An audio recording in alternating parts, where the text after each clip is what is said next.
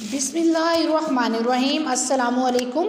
आज का जो हमारा टॉपिक है उसमें हम डिस्कस करेंगे मैटर और उसकी कुछ फॉर्म्स। तो मैटर क्या है वो हम स्टडी कर चुके हैं कि दुनिया में जो भी चीज़ है जिसका कोई ना कोई वज़न है या वो जगह घेरती है वो हमारे पास मैटर है। तो मैटर की टोटल 3 स्टेट्स होती हैं, सॉलिड, लिक्विड एंड गैसेस। तो दुनिया में जो हर चीज़ है या तो वो सॉलिड होगी या वो लिक्विड होगी या वो गैसेस होंगी। तो कोई भी मटेरियल है या कोई भी सब्सटेंस है वो एक ख़ास टाइप के पार्टिकल से मिलके बना हुआ होगा।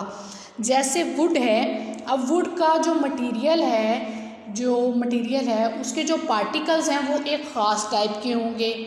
इस तरह अगर हम एयर की बात करें तो एयर के जो पार्टिकल्स हैं वो और तरह के हैं। जो वाटर है उसके जो पार्टिकल हैं वो मुख्तलिफ टाइप के हैं।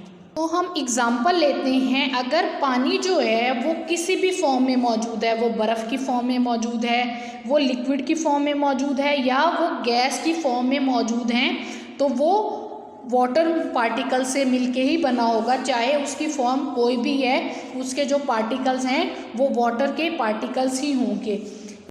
नेक्स्ट हम डिस्कस करते हैं और जवाब देंगे। आपके बुक में एक पिक्चर दी गई है जिसमें एक मोटरसाइकिलिस्ट पेट्रोल डलवा रहा है अपनी मोटरसाइकिल में। तो क्वेश्चन है, can you think of an example of a solid, a liquid and a gas found in a motorcycle.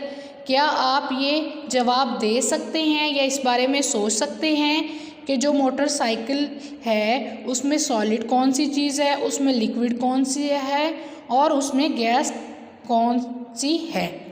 तो जो मोटरसाइकिल है वो आपके पास सॉलिड है, जो उसमें पेट्रोल डलवा रहे हैं जो पेट्रोल है वो लिक्विड है, और जो पेट्रोल को जब हम लोग यूज़ करते हैं और मोटरसाइकिल को चलाते हैं तो उसमें से जो धुआं निकलता है वो गैस की एग्जाम्पल है। तो ये आप अपने पेरेंट्स से भी डिस्कस करेंगे कि इसमें से कौन सी चीज़ सॉलिड है, कौन सा लिक्विड है और कौन सा गैस है। उम्मीद है कि आपको समझ में आया होगा। अल्लाह हाफिज़।